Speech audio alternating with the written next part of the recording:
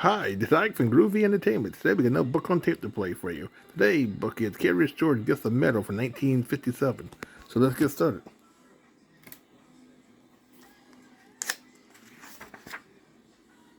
The name of this story is Curious George Gets a Medal by H.A. Ray. When you hear this sound, it's time to turn the page.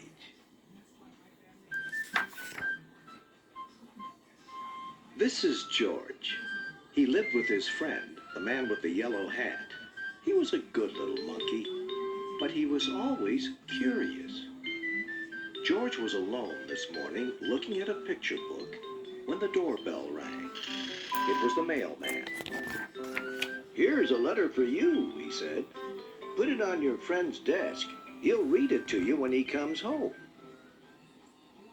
George was curious. It was not often that somebody wrote him. Too bad he could not read the letter. But maybe he could write one himself. In the top drawer of the desk, there was paper and ink and a fountain pen. George sat down on the floor and began to write. But the pen was dry. It needed ink. George would have to fill it. He got a funnel from the kitchen and started pouring ink. But instead of going into the pen, the ink spilled all over and made a big blue puddle on the floor. It was an awful mess. Quickly, George got the blotter from the desk. But that was no help. The puddle grew bigger all the time. George had to think of something else. Why, soap and water. That's what you clean up with. From the kitchen shelf, he got a big box of soap powder and poured all the powder over the ink. Then he pulled the garden hose through the window, opened the tap, and sprayed water on the powder. Bubbles began to form, and then some lather, and more lather, and more lather, and more lather. In no time, the whole room was full of lather. So full, indeed, that George had to escape in a hurry. When he was safely out of the house, he first turned off the tap. But what next? How could he get rid of all the lather before his friend came home? George sat down in the grass and thought for a long time. Finally, he had an idea. He would get the big shovel and shovel the lather out of the window. But where was the lather? While George had been outside thinking, it had all turned into water. Now the room looked like a lake, and the furniture like islands in it. The shovel was no use. A pump was what George needed to get the water out. And he knew just where to find one. He had seen a portable pump at the farm down the road. The farmer was away working in the fields. Nobody noticed George when he got the pump out of the shed. It was heavy. He would need help to pull it all the way back to the house. Maybe he could tie the goat to the pump and make her pull it? But just as George was about to slip the loop over the goat's head, he was hurled through the air and landed near a pen full of pigs. The biggest pig was standing near the gate. What if George opened the gate just enough to let him out? A big pig could easily pull a small pump.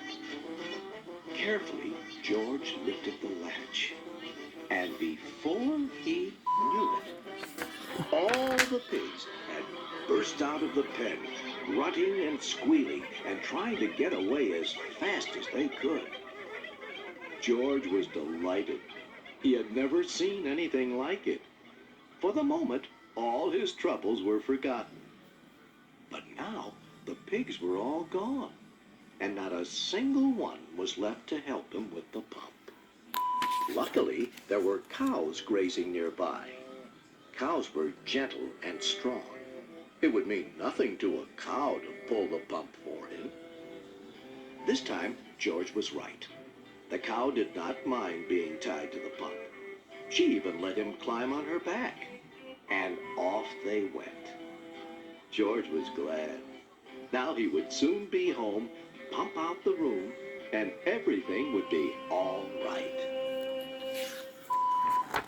Meanwhile, the farmer and his son had heard the squealing of the pigs.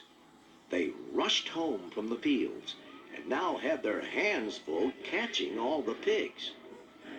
Not until the last pig was safely back in the pen did they have time to look around. And what did they see? A little monkey riding on their cow, making off with their pump. The chase was on. George and the cow were ahead at first, but the pump was slowing them down. The farmers were getting closer and closer. Now they had almost caught up with them. But where was George? Here he was, hiding in a shirt. The farmers had run past him. But on their way home, they had to come back over the same road. George did not feel safe in his hiding place. Just then, a truck came rattling down the road. George jumped aboard. Monkeys are good at jumping. And was gone before the farmers had a chance to see him. The truck drove to a part of town that George had never seen before. At last, it stopped in front of a large building. It was the museum. George did not know what a museum was. He was curious. While the guard was busy reading his paper, George slipped inside. He walked up the steps and into a room full of all sorts of animals. At first, George was scared. But then he noticed that they did not move. They were not alive. They were stuffed animals, put into the museum so that everybody could get a good look at them. In the next room, George saw something so enormous it took his breath away. It was a dinosaur. George was not scared this time. He knew it was not real. He looked at the dinosaur, and then at the baby dinosaur. And then he saw the palm tree full of nuts. George liked nuts. Suddenly he felt very hungry. He had missed lunch that day. He would climb up, and just then he heard footsteps. He had to hide again. But where? A family came in to take a look at the dinosaur. They paid no attention to the little monkey who was standing there. The monkey did not move. He stood so still, they thought he was just another stuffed animal. George was glad when they were gone. Now he could pick the nuts. He climbed up the dinosaur's neck and started to pull. But the nuts would not come off. George did not know they were not real either. He pulled harder and harder. The tree began to sway. Crash! Down came the tree on the dinosaur's head. Down came the dinosaur, and down came George. Guards came rushing in from all sides, and underneath the fallen dinosaur, they found a little monkey. They pulled him out of there and brought him to Professor Wiseman, who was the director of the museum. Professor Wiseman was terribly angry. "Lock that naughty monkey up right away," he said, "and take him back to the zoo. He must have run away from there." George was carried off in a cage. He felt so ashamed he almost wished he were dead. Suddenly, the door opened. "George!" somebody shouted. It was his friend, the man with the yellow hat. "It seems you got yourself into a lot of trouble today," he said. But maybe this letter here will get you out of it. It's from Professor Wiseman. He needs your help for an experiment. I found it on my desk at home, but I couldn't find you anywhere. So I came over here to talk to the professor. And this is what the letter said. Dear George, a small spaceship has been built by our experimental station. It is too small for a man, but could carry a little monkey. Would you be willing to go up in it? I have never met you, but I hear that you are a bright little monkey who can do all sorts of things, and that is just what we need. We want you to do something nobody has ever done before. Bail out of a spaceship in flight. When we flash you a signal, you will have to open the door and bail out with the help of emergency rockets. We hope that you are willing and that your friend will permit you to go. Gratefully yours, Professor Wiseman, Director of the Science Museum. So you are George, Professor Wiseman said. If I had only known. Of course, everything will be forgiven if you are willing to go. They got the smallest size spacesuit for George and all the other things he needed for the flight. One spacesuit, complete with shoes and gloves. One space helmet. One oxygen tank. 2 emergency rockets. 1 parachute. Then they helped him put them on and showed him how to use them. When everything was ready, a truck drove up with a special television screen mounted on it to watch the flight. They all got on and were off to the launching site. They checked all the controls of the spaceship, especially the lever that opened the door. George tried it too. The great moment had come. George waved goodbye and went aboard. The door was closed. Professor Wiseman began to count. 5, 4, 3, 2, 1, go. He pressed the button, and the ship rose into the air. Slowly first, and then faster and faster, and higher and higher, until they could no longer see it in the sky.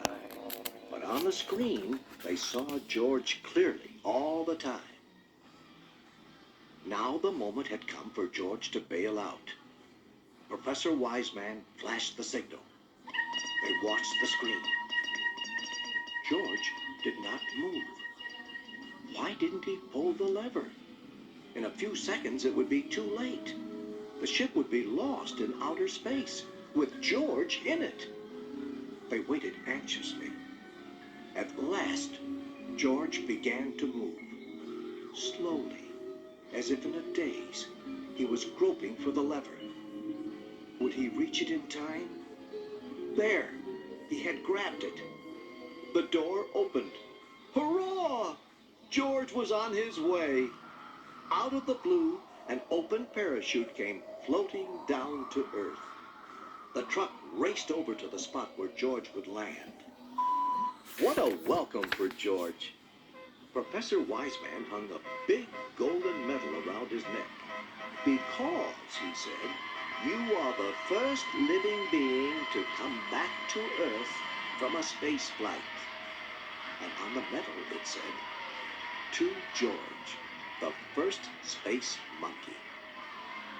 Then a newspaper man took his picture, and everybody shouted and cheered, even the farmer and his son, and the kind woman from next door, who had worked for hours to get the water out of the room.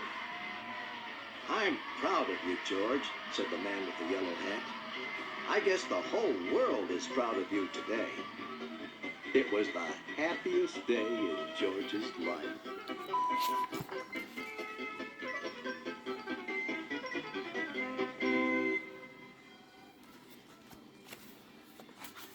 So that was, let's see if we can find the beginning. So that was Curious George Gets a Medal for 1957. So if you like, subscribe, share, and comment, and have a groovy day with another video coming out real soon.